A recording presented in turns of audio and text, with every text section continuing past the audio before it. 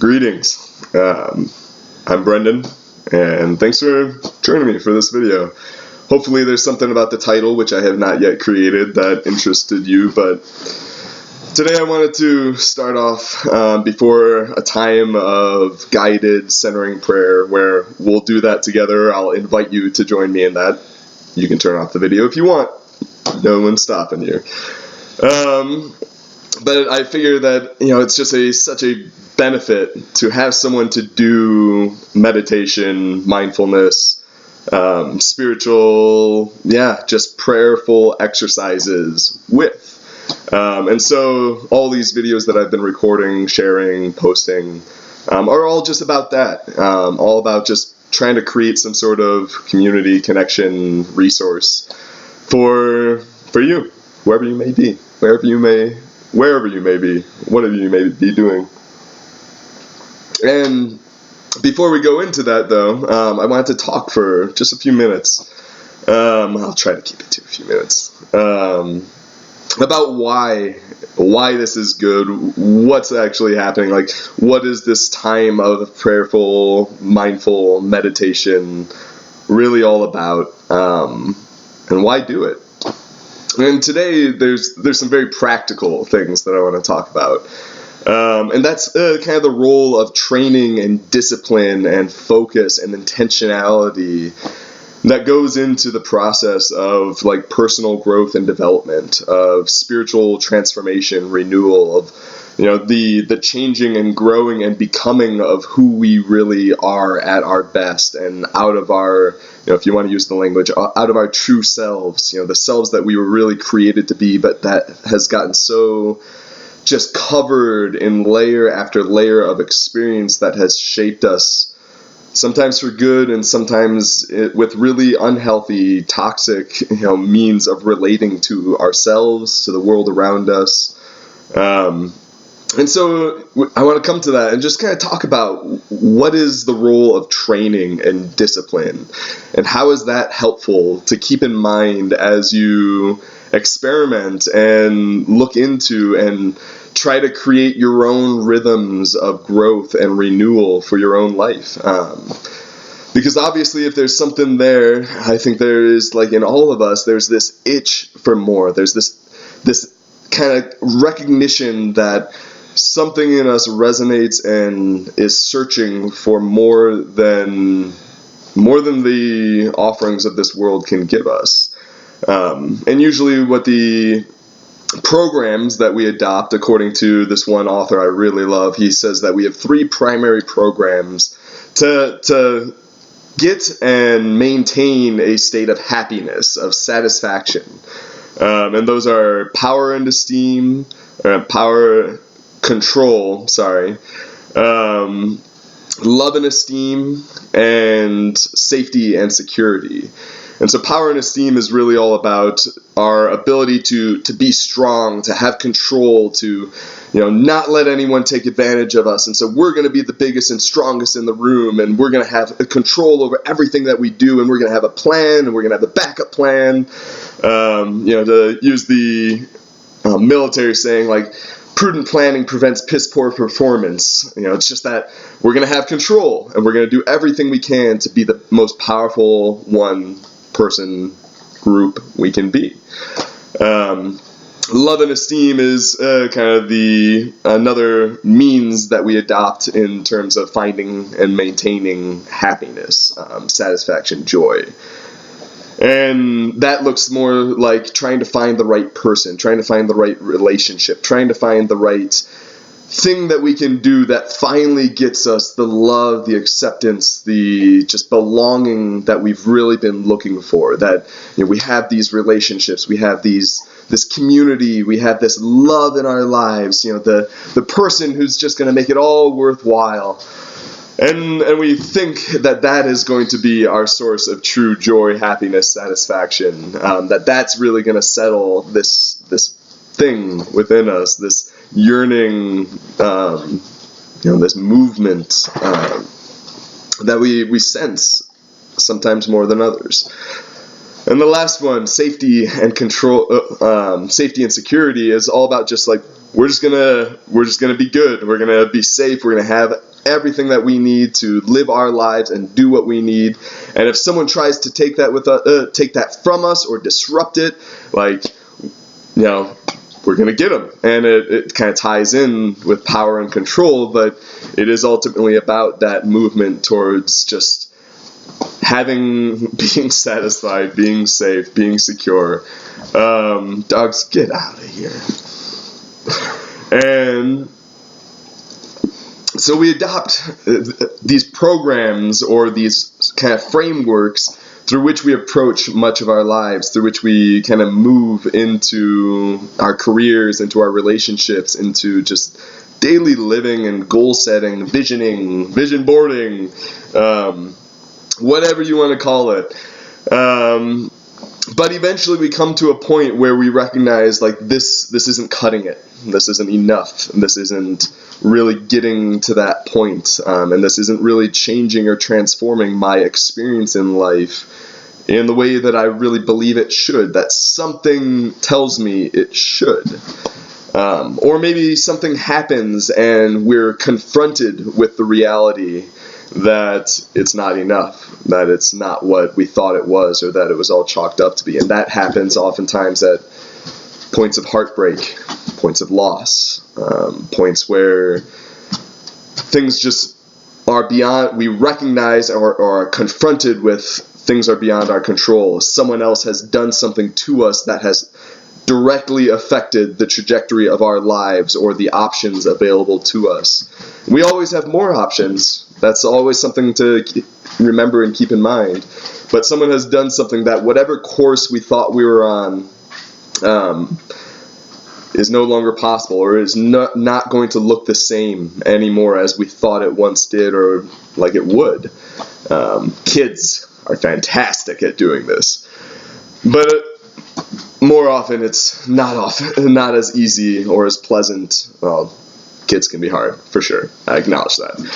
But that there's just pain involved, that there's some sort of challenge, there's some sort of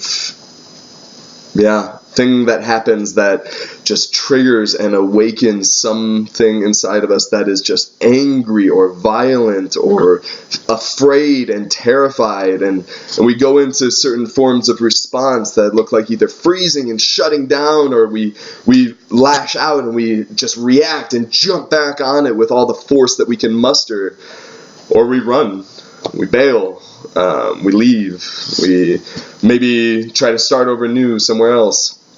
And for all of these three mechanisms, the fight, flight, or freeze response, we always have a narrative to tell us that rationalizes, justifies, or makes that the best option possible.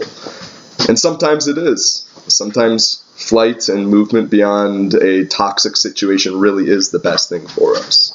But in all of that, it's still just about confronting the reality that we don't have all of the control, all of the resources, all of the love, all of the belonging and just satisfaction, meaning, purpose, hope that we thought we did. And we come to the point where we are confronted with that recognition that there's more to this life than I feel like I am able to do at this moment, or access at this moment.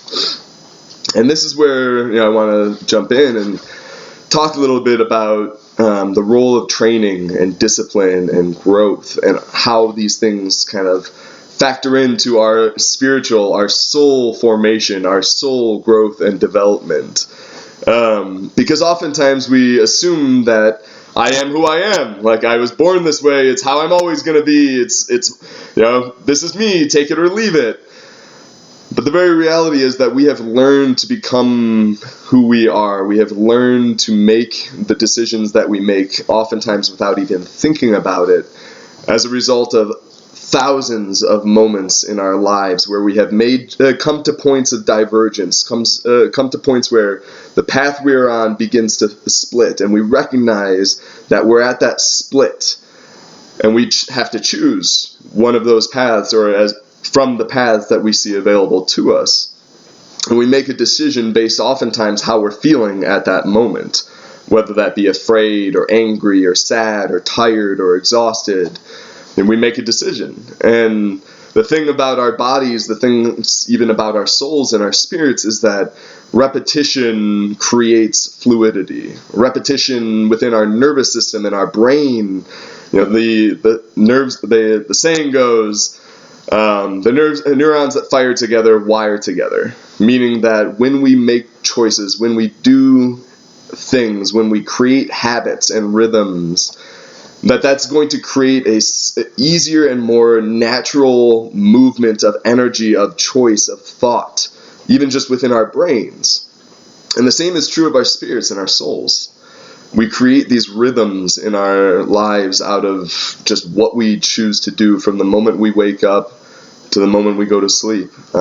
Everything in between. And sometimes, if you're a lucid dreamer, maybe even in the sleep. But we have these choices. And so out of that, then there's this recognition that with these choices comes a role of autonomy.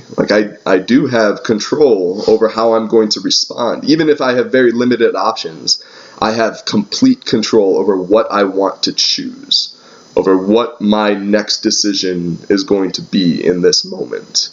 And that can be something simple, like if you are someone who really struggles with depression, struggles with exhaustion and the fatigue and the darkness and the weight that comes with that. Those decisions will be tiny. They will feel insignificant, and the darkness will, and our minds and everything else will just try to convince us that it's pointless, it's worthless, they have no value, those decisions don't matter, they're not going to change anything. But even those tiny decisions begin to create new pathways that then branch off the more we choose them. And that can be as simple as a healthy thing like having a piece of toast for breakfast, or an apple, or an orange. And that decision alone begins to change and create something new in our bodies and our spirits as we recognize the role of our conscious intent, the role of our will, the role of that source of strength and courage and hope within us, to make those tiny, seemingly insignificant decisions. But centering prayer, what we're going to do and practice together, spiritual disciplines, as they are referred to in some traditions and faiths, spiritual traditions are all about the ways in which we choose to live our lives that open us up to movement on that soul, on that spirit level, that affect the way we think about, treat, and love ourselves, affect the way we think about, treat, and love others, the way we see others, and think about the way they affect the way we treat and live within this world. They affect our role within the cosmos, and the ways in which our love is transforming the love of those around us and the very lives that we lead. And so centering prayer is one of the most powerful disciplines that you can learn and adopt for that intent of growing your soul, of kind of coming to a place of wholeness, of grounding, of being, really. Because centering prayer is a very intense discipline. Its simplicity does not reflect the challenge that comes with it. Because centering prayer as a whole is simply remaining still and silent for 20 minutes at a time, recommended twice a day. And in that stillness and in that silence is when all of that noise, all of that chaos, all of those other things from our lives begin to kind of creep to the surface or come in from the sides. And in that moment when we are, just maintaining that posture of stillness, when we are choosing to go into the very core of our beings, that place where only we dwell, where no one else has access to, except for God, except for the divine, except for that part of us that is more than this created reality, where we are more than the sum of our parts, where we are more than just our thoughts, we are more than our emotions, we are more than even our body.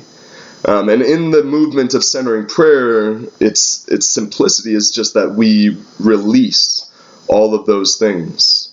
They are very real. Like, none of that is imaginary. Our pain, our relationships, our work, the challenges that we face, both financially, career, with our children, all of these things are real.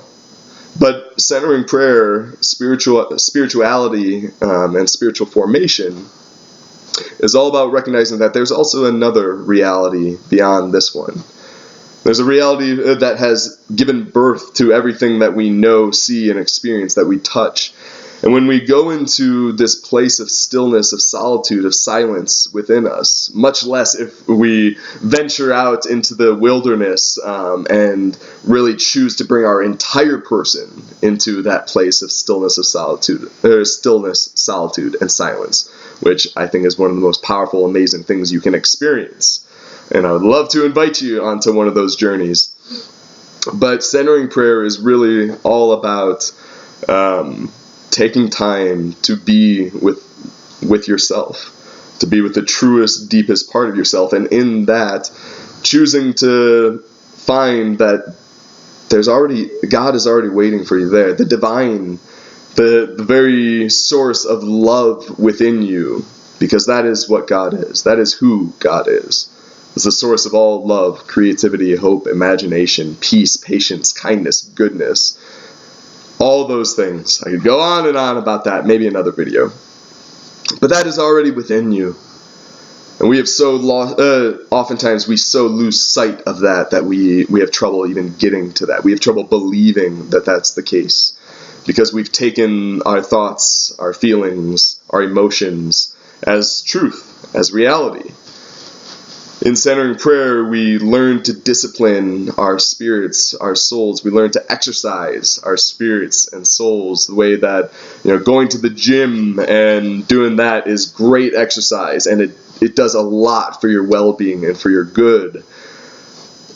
But in this moment of stillness and in this moment of silence, we learn a whole different kind of training. We learn a whole different kind of exercise.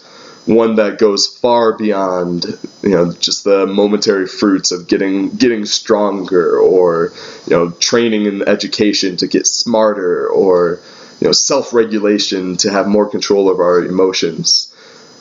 This time of solitude and silence with God, with the divine, with the mystery of all that is, whatever label you want to use.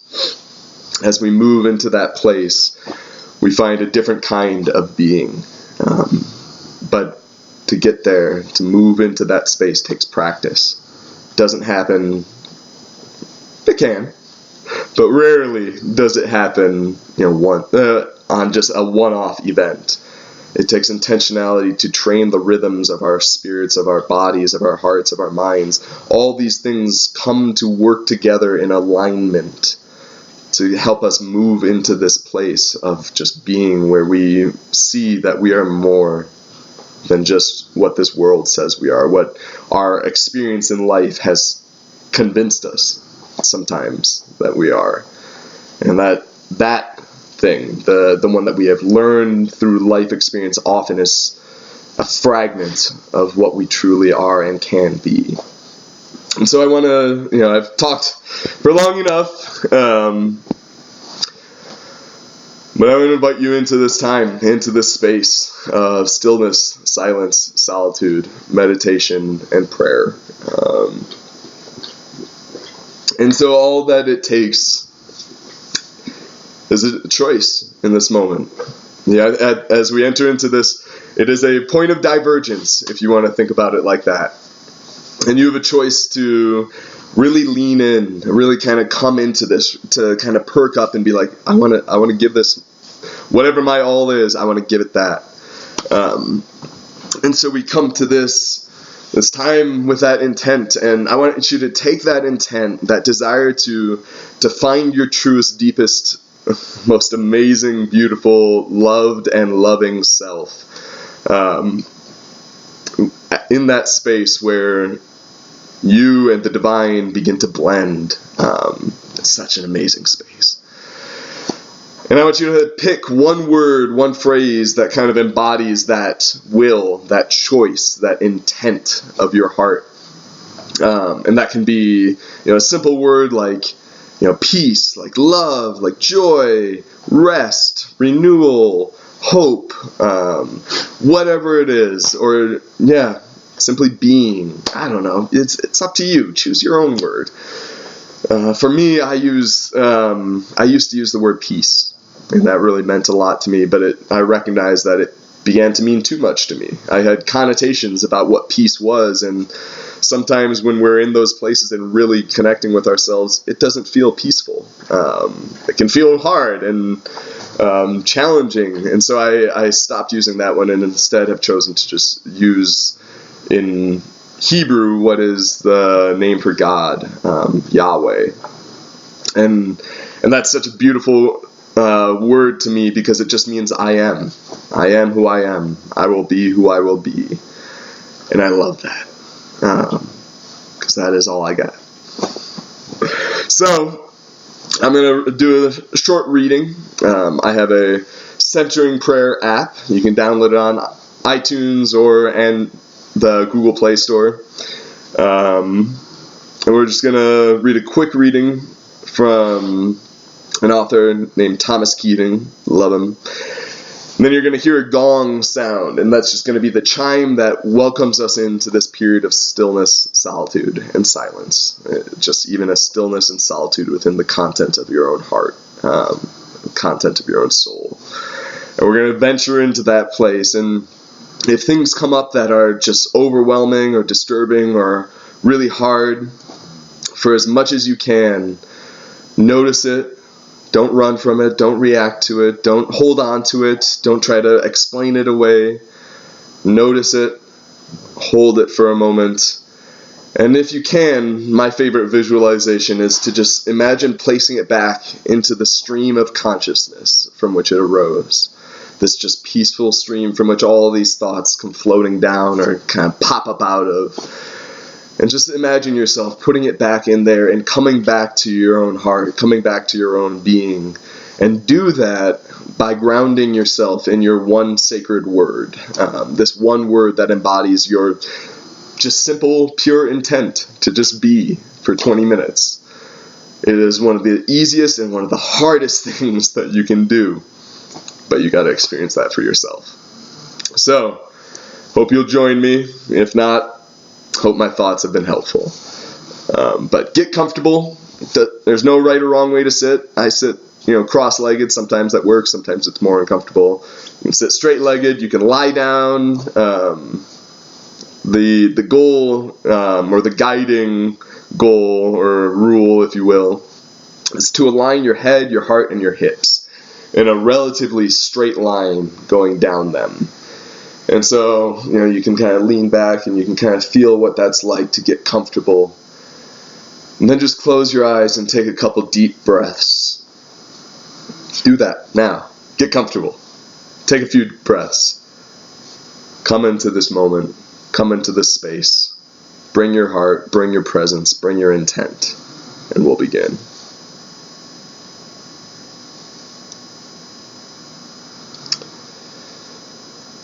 The title is Innate Capacity. We all have the innate capacity, the built-in capacity to manifest God because we already are that image by virtue of being created. We all have the innate capacity. We all have the ability to manifest God because we already are that image by the virtue of being created, by being here. Take a deep breath. Hold your sacred word. Hold on to that intent. And I hope you enjoy this time of solitude and silence together.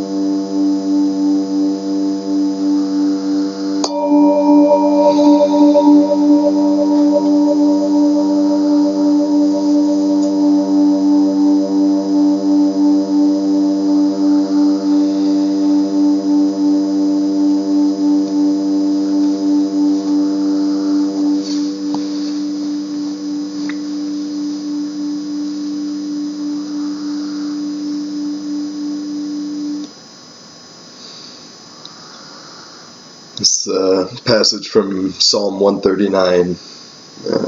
It says, "Lord, you probed me and you know me. You know when I sit and stand. You understand my thoughts from afar. You sift through my travels and my rest, and with all my ways you are familiar. Even before a word is on my tongue, Lord, you know it all. Behind and before you encircle me and rest your hand upon me."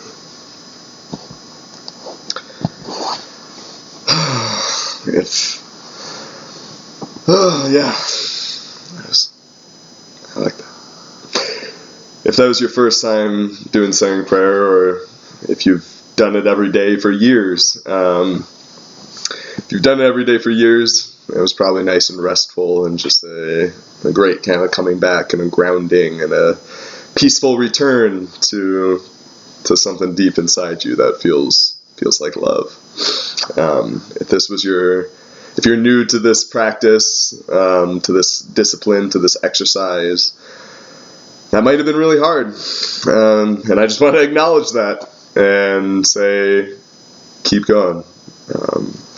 When you first start going to the gym and start working out, it's terrible. Like, it can feel good, but your muscles get sore, you get fatigued, your body aches in ways that you didn't realize it could ache. But it's all about that habit, all about that repetition. And I hope if there's one experiential thing you can look for that you can try to track and keep an eye on, it's that it's that small gap that I think that we begin to be able to see between things that happen, or our thoughts and our emotions, and the way we choose to respond to them. Ultimately, that comes down to attachment. And do we need to respond? Do we need to react? Or can we just observe and notice things happening around us? And as soon as you start to notice that little crack, that little bit of gap that exists between your true self and our waking experience and feelings, emotions, thoughts, you gain a lot of power. You gain a lot of ability, and you can begin to widen that gap until you come to the place where you stand firmly in who you truly are, and are no longer controlled by all these other factors and all these other variables, all these other memories and experiences or hopes and dreams, and the fear of losing them or the fear of losing this or that.